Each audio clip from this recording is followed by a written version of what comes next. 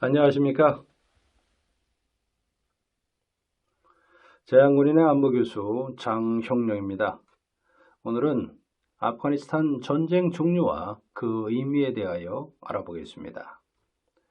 지난 8월 30일 미 국방부 화상 브리핑을 통하여 케네스 맥켄지 미 중부사령관이 아프간 철군 완료와 미국인 및 제3국인 취약 아프간인들을 대피시키는 군사작전의 종류를 알린다고 밝힘으로써 미국 역사상 가장 긴 전쟁으로 불리던 20년간의 아프간 전쟁이 공식적으로 종료되었습니다.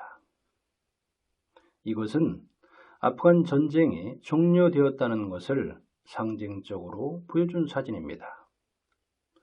아프간 전장을 가장 마지막으로 떠난 군인 크리스토너 휴 미 육군 82 공수사단장이 야간 투시경에 비친 모습이죠.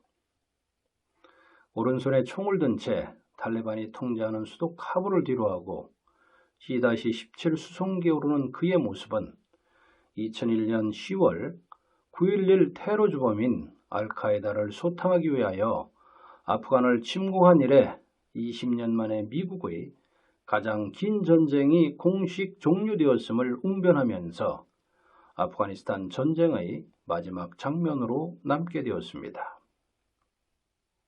어느 전쟁이나 참혹한 결과를 피할 수는 없지만 아프간 전쟁은 20년간 지속되면서 미군 2,461명, 아프간 군경 및 민간인 12만여 명, 탈레반 및 반군 5만여 명이 전사하고 550만여 명의 아프간 난민이 발생했습니다.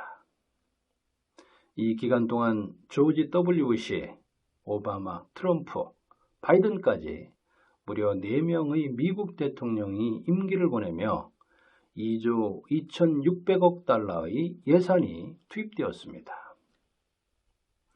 이렇게 막대한 희생 속에 막을 내린 아프간 전쟁의 미군 철군에 대한 평가와 향후 전망을 살펴보면서 우리 안보 상황에 대한 경계심과 성찰의 계기를 갖고자 합니다.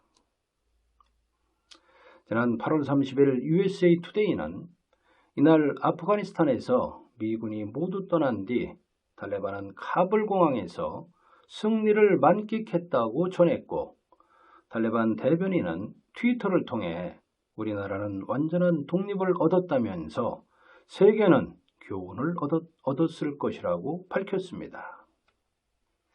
미군의 철군 이후 탈레반은 정부를 수립하고 국제사회의 승인을 받기 위하여 탈레반의 본거지 칸다하르에서 최고 지도부가 집결하여 첫 내각 인선 절차를 진행 중인 것으로 알려진 가운데 워싱턴 포스트는 미군 철수로 미국이 아프간에서 새로운 수령에 빠지게 되었으며 아주 위험한 것으로 나타날 수 있음을 경고했습니다. 탈레반이 국제사회의 요구를 무시하고 테러리스트들에게 은신처를 제공하거나 미국이 대피시키지 못한 협력자들을 가혹하게 대할 경우 국제사회와 격렬하게 충돌할 수 있다는 전망도 나오고 있습니다. 월스트리트 저널은 현재 아프간에는 미 CIA 및 미 외교관을 도왔던 통역사, 운전사 등과 그 가족 6만여 명이 탈레반의 위협 속에 남겨졌으며 미국 국적자도 200여 명이 남아있는 것으로 분석했습니다.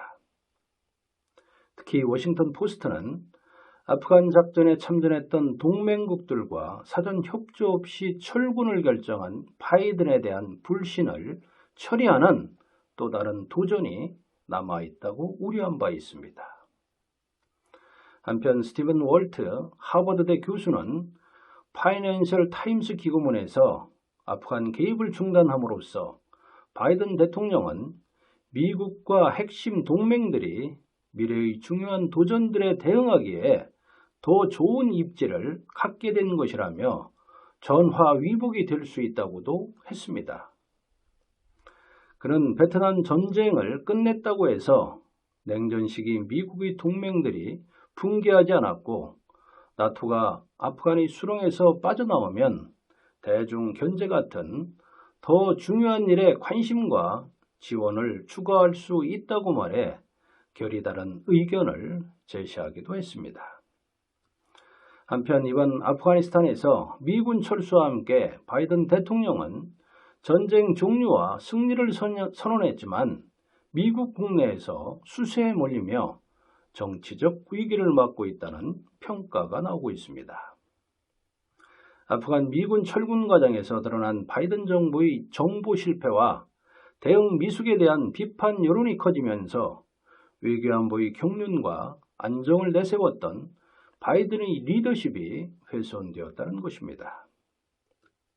실제 바이든에 대한 부정 여론이 긍정을 넘는 데드 크루스 상황으로 1월 취임 후 50에서 60%대였던 지지율이 지난 2주간 하락세가 거듭되면서 직무수행 긍정평가 여론은 48%, 부정평가는 49%로 나왔고 특히 민주당원 지지율도 53%에서 2주 만에 47%로 떨어졌습니다.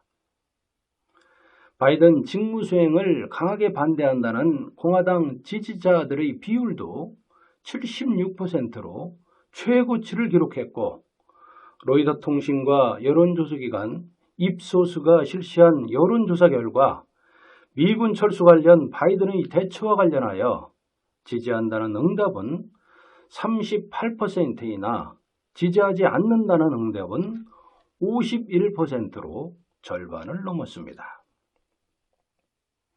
정치 전문 매체인 폴리티코는 바이든 정권의 허니문은 완전히 끝났으며 2022년 11월 중간선거에 악재가 될까봐 민주당이 노심초사하고 있다고 전했습니다. 여기에 미 의회는 9월 회기가 시작되면 아프간 철군과 미군 13명의 전사 관련 청문회를 열겠다는 분위기입니다. 미 공화당에서는 외교안보 담당 주요 인사 중 누군가는 책임져야 한다는 목소리가 나오는 가운데 톰 라이스 등 공화당 20여 명의 의원들은 바이든의 사퇴나 탄핵까지 요구하고 있고 제프 밴드로 공화당 의원은 8월 27일 동료 의원 10여 명과 함께 대통령 불신임 결의안을 제출한 상황입니다. 게다가 아프간의 인도주의적 위기와 테러 세력 확장에 따른 중동발 안보 위협이 확대될 우려 속에 향후 미국이 수용할 아프간 난민 수만 명의 정착 문제도 바이든 정부에게는 부담으로 작용할 수 있다는 평가가 나오고 있습니다. 그러나 일각에서는 아프간 사태만으로 바이든의 정치적 위기를 가늠하는 것은 무리라는 분석도 있으며 워싱턴 포스트는 아프간 철군 관련 잡음이 1년도 넘게 남은 중간 선거에 영향을 끼칠 가능성은 낮다며 경제 회복 상황이나 코로나 대응 성적이 가장 중요한 문제일 것이라고 밝히기도 했습니다. 이번 아프간 전쟁의 종료 과정을 보면서 국가안보 관련 많은 것을 생각하는 계기가 되었습니다.